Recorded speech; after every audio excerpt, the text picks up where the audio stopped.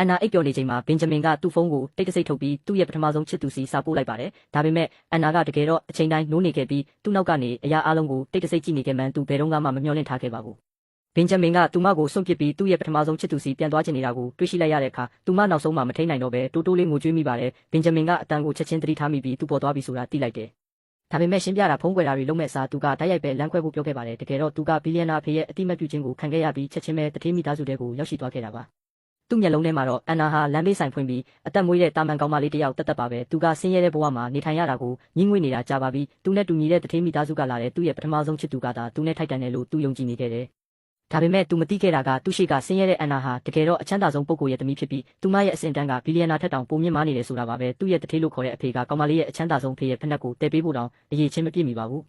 သူမရဲ့ပုံစံအမှန်ကိုဘယ်တော့မှမဖွင့်ဟခဲ့ရတဲ့အကြောင်းရင်းကတော့သူမဟာငယ်စဉ်ကတည်းကသူမရဲ့အချမ်းသာဆုံးဖေနဲ့ကွဲကွာခဲ့ရလို့ပါမိဘမဲ့ကေဟာမှာကြီးပြင်းခဲ့ရပြီးမိဘတွေနဲ့ပတ်သက်တဲ့မှတ်ဉာဏ်မရှိတလောက်ပါပဲသူမရဲ့မိဘရင်းတွေကသူမကိုရှာဖွေဖို့နိုင်ငံအနှံ့စုငွေတွေကန့်လန့်ထားမှန်းတောင်သူမမသိခဲ့ပါဘူး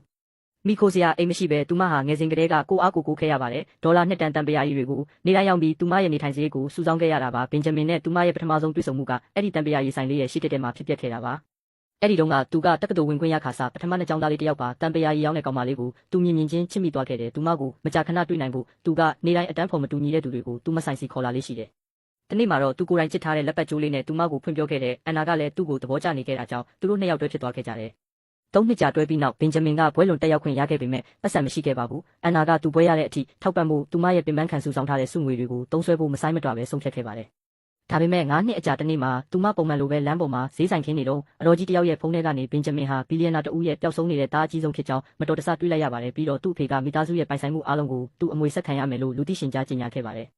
အန်နာကသူတို့ရဲ့ဒုက္ခတွေနောက်ဆုံးတော့ပြီးဆုံးသွားပြီးကောင်းမွန်တဲ့ဘဝနဲ့နေထိုင်ရတော့မယ်လို့ထင်ခဲ့တယ်။သူမမသိလိုက်တာကဘင်ဂျမင်ကဈေးပေါ်တဲ့အဝတ်စားတွေဝတ်ပြီးပေါ်လာကအွန်လိုင်းကကောလာဟာလာတွေကိုမယုံဖို့နဲ့သူ့မိသားစုကဘန်မာတန်ပေါင်းများစွာအကျွေးတင်နေကြောင်းလိန်ညာပြောဆိုခဲ့တာပါပဲ။အစပိုင်းမှာသူမတကယ်ယုံကြည်ခဲ့တယ်ဒါပေမဲ့အဲ့ဒီညမှာတခုခုမှားနေတာကိုသူမတိတိတတ်တာအာယုံခံမိလိုက်တယ်။သူမအေးမှကြောက်ပြီးစောင်းမြဲခြုံပေးတတ်တဲ့ဘင်ဂျမင်ကဒီတခါတော့သူမပခုံးတွေကိုလေအေးတွေထိတွေ့နေတာကိုဒီတိုင်းထားခဲ့တယ်။သူမရဲ့ခြေထောက်တွေကိုနှွေးထွေးစေတတ်တဲ့အကျင့်ကိုတောင်သူမေ့လျော့နေခဲ့တယ်ပိုပြီးထူးဆန်းတာကသူ့ပန်ကတ်ထဲကပတ်စံတွေကိုသူမနဲ့ခွဲဝေယူဖို့ရုတ်တရက်အကြံပြုလာတာပါပဲအန်နာကသူမနဲ့လမ်းခွဲတော့မယ်ဆိုတာချက်ချင်းအာယုံခံမိလိုက်တယ်သူမစိတ်မသက်မသာနဲ့လှည့်လိုက်ပြီးသူ့အကြည့်ကိုမစုံရဲခဲ့ဘူးဒါပေမဲ့အဲ့ဒီအချိန်မှာဘင်ဂျမင်ကသူမကိုပွေ့ဖက်ပြီးအရင်လိုပဲညင်သာစွာနှစ်သိမ့်ပေးခဲ့တယ်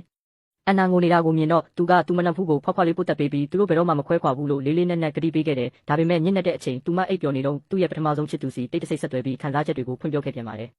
အန်နာကသူပိုးတဲ့စာတိုင်းကိုစောင့်ကြည့်နေခဲ့ပြီးသူမနှလုံးသားကိုဓာတ်နဲ့မွန်းနေတယ်လို့ခံစားလိုက်ရတယ်ပြီးတော့အဲ့ဒီပထမဆုံးချစ်သူဆိုတဲ့မိန်းကလေးကိုသူမရှင်းရှင်းလင်းလင်းမှတ်မိနေပါတယ်သူမကဘင်ဂျမင်နဲ့အတူတန်ပရာရီလာတော့ဖူးတဲ့တထေးသမီးပါဒါပေမဲ့အဲ့ဒီမိန်းကလေးကလမ်းဘေးဈေးတဲ့ပစ္စည်းမို့လို့အထင်သေးုံတာမကသူမကဒေါ်လာတူညကျော်တန်းနဲ့နေလေခင်းလက်ဖက်ရည်ပဲတောက်တယ်လို့မောက်မာစွာပြောခဲ့ပူပါတယ်အဲ့ဒီနောက်လည်းမကြည့်ပဲထွက်ခွာသွားခဲ့တာပါအခုတော့အဲ့ဒီမောက်မာတဲ့တထေးကောင်မလေးအတွက်ဘင်ဂျမင်ကသူမကိုစွန့်ပစ်ဖို့ရွေးချယ်လိုက်ပါပြီအဲ့ဒီအခိုက်အတန့်မှာအမျိုးသားတစ်ယောက်ပတ်စံရှိလာပြီဆိုရင်သူတကယ်ပဲပြောင်းလဲသွားတတ်တယ်ဆိုတာသူမနောက်ဆုံးမှနားလည်သွားခဲ့ပါတော့တယ်